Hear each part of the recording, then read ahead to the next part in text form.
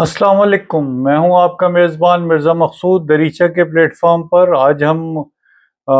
एक मुकामी जो टेक्सटाइल मिल है और बहुत बड़ा ग्रुप है गुल अहमद के नाम से टेक्सटाइल का, उसके एक वर्कर की बिप्ता लेकर आपकी खिदमत में हाजिर हुए हैं। और इस बिप्ता में वर्कर की अपनी ज़बानी भी जो है वो एक मैसेज है, वो भी हम इस वीडियो में शामिल करेंगे बुनियादी तौर पर। ये वर्कर जो है वो बतौर क्वालिटी कंट्रोल इंस्पेक्टर जो है वो गुल अहमद टेक्सटाइल लांडी यूनिट में जो है वो मुलाजिम हुआ 2023 में। और 2025 में कोई जुलाई में उसको पैर पे एक इन्फेक्शन शुरू हुआ। और जैसे एक नॉर्मली होता है, चूँकि वर्कर सोशल सिक्योरिटी में रजिस्टर्ड नहीं था, और आप समझ सकते हैं कि जो है वो डॉक्टर्स के पास जाना और इलाज करवाना जो है वो कितना महंगा पड़ता है। गुल अहमद ने जो है वो ईएफयू का एक उसको मेडिकल इंश्योरेंस का एक कार्ड दिया था, लेकिन उसकी कोई ओरिएंटेशन या उसको ब्रीफिंग नहीं थी कि इसको कैसे इस्तेमाल करना है। और वर्कर जो है वो अपने काम में लगा रहा, और जब उसकी तकलीफ में इजाफा हुआ तो फिर जब उसने डॉक्टर से रुजू किया तो अक्टूबर 2025 में जो है वो उसकी टांग जो है घुटने के पास से वो काटनी पड़ी, इसलिए कि इन्फेक्शन इतना ज़्यादा फैल चुका था कि ख़तरा ये था कि अगर उसकी टांग ना काटी जाए तो ये जो इन्फेक्शन है ये ऊपर उसके पूरे जिस्म में फैल जाएगा। इस दौरान वर्कर के कहने के मुताबिक उसने अपने जो इंचार्ज था, जो फैक्ट्री का राइज तरीका था कि उसने उनको अपनी मेडिकल रिपोर्ट सारी जो है वो व्हाट्सएप के ज़रिए उससे इन्फॉर्म करता रहा, और अपनी गैर हाज़िरी से भी जो है वो मुत्तला करता रहा, और वो जवाबन इसको तसल्ली देते रहे कि आप अपना इलाज कराएं, और जो है वो जब आप ठीक हो जाएंगे तो फिर आप आ जाइएगा। और जब वो वर्कर जो है वो कदरे गो के वो अभी भी जो है वो उस कंडीशन में तो नहीं है, जब उसका जो है वो घुटने के पास से जब टांग कट गई है, कि जिस हैसियत में वो पहले काम कर रहा था वो उसी हैसियत में काम करता, लेकिन उसके बावजूद इस दौरान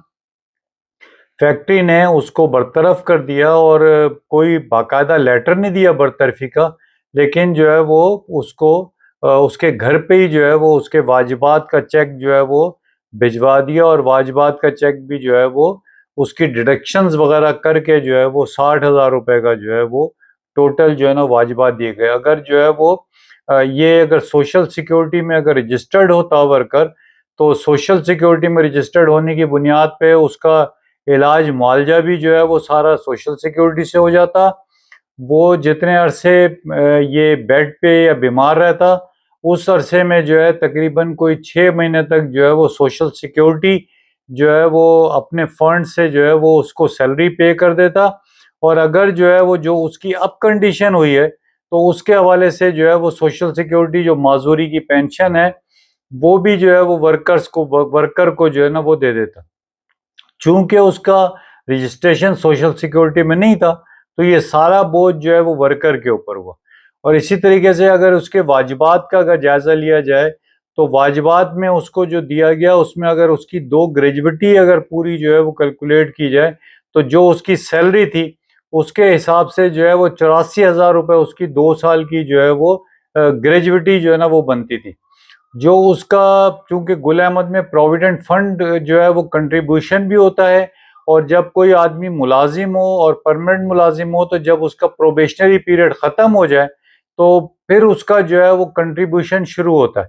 और जो जो लॉ है वो ये कहता है कि ग्रेजुइटी और प्रोविडेंट फंड में से जो चीज़ ज़्यादा होगी और वो वर्कर जो है ना लेने का इस्तेकाक रखेगा। अगर यहाँ आप देखें तो 1.5 साल में, जो अगर फ़र्ज़ किया हम 1.5 साल लगाएं तो उसका कंट्रीब्यूशन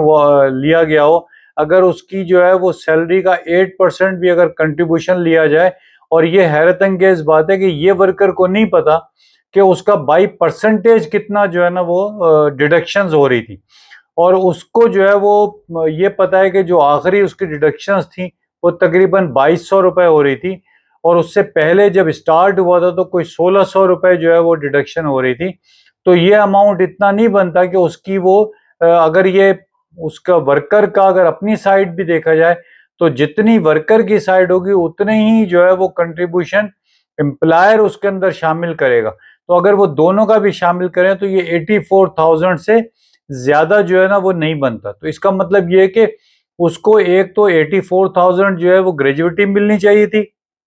दूसरा उसका चूंकि अमाउंट टोटल ज्यादा नहीं है तो जो उसका अपना कंट्रीब्यूशन है वो उसको रिफंड होना चाहिए था,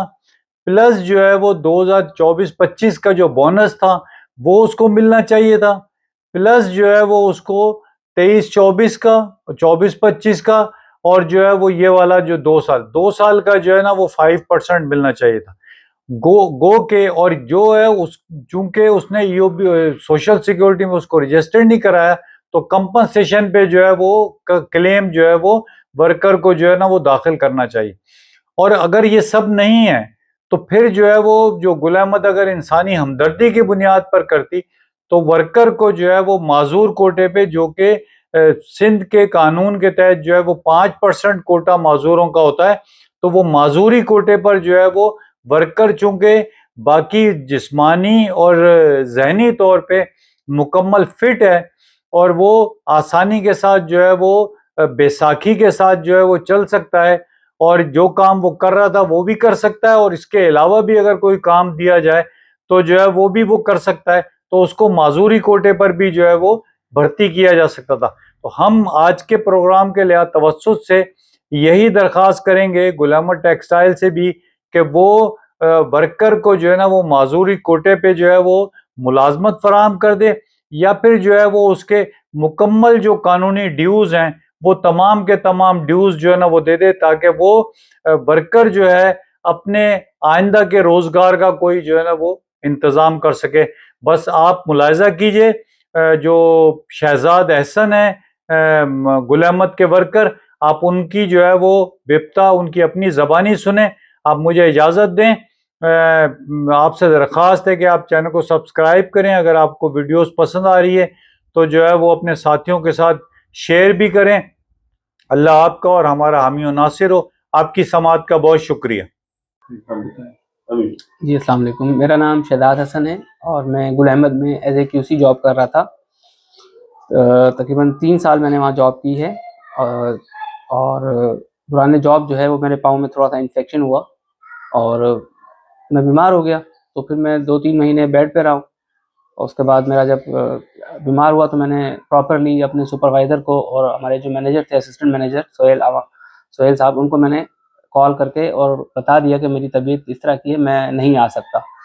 और बाकायदा उनको मैंने अपनी जो रिपोर्ट्स वगैरह थी वो भी भेज दी। तो उन्होंने कहा ठीक है, आप मुतमईन रहें, इंशाल्लाह ये हमने आपकी जो है ना एप्लीकेशन और रिपोर्ट वगैरह आगे पहुंचा दी है, आपकी जॉब सेफ रहेगी, अब जब ठीक हो जाएँ तो आप आ जाइए। मगर ये हुआ कि बीच में उन्होंने मेरा जो कार्ड था वो बंद कर दिया और मुझे कंपनी से निकाल दिया, और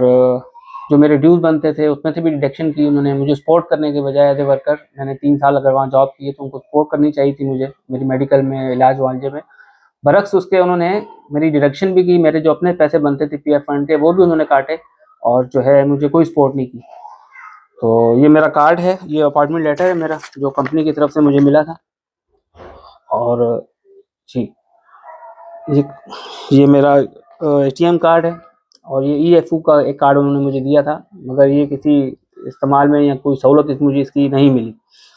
तो मेरा घर किराए का है, 5 बच्चे हैं मेरे, ज़ाहिर है मेरे मामलात हैं। मुझे सपोर्ट करने के बजाय और ये करने के बजाय कि मुझे माज़ूर कोटे में कहीं रख लेते हैं, कहीं जॉब दे देते, तो बिल्कुल ही मुझे उन्होंने किसी किस्म की भी कोई सहूलत नहीं दी।